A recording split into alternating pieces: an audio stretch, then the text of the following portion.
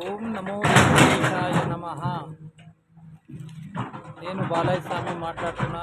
బోడకొండ జిల్లా, రంగారెడ్డి జిల్లా, మంచాల్ మండలం, బోడకొండ గ్రామం. శ్రీ శ్రీ శ్రీ తిరుమల తిరుపతి వెంకటేశ్వర స్వామి గుడి బోడకొండ కొండ మీద కట్టడం జరుగుతుంది. శ్రీ విశ్వవాసునామ సంవత్సరం ఉత్తరాయణం, గ్రీష్మ ఋతువు, ఆషాఢ మాసం అష్టమి రోజున ఈ వీడియో తీయడం జరిగింది.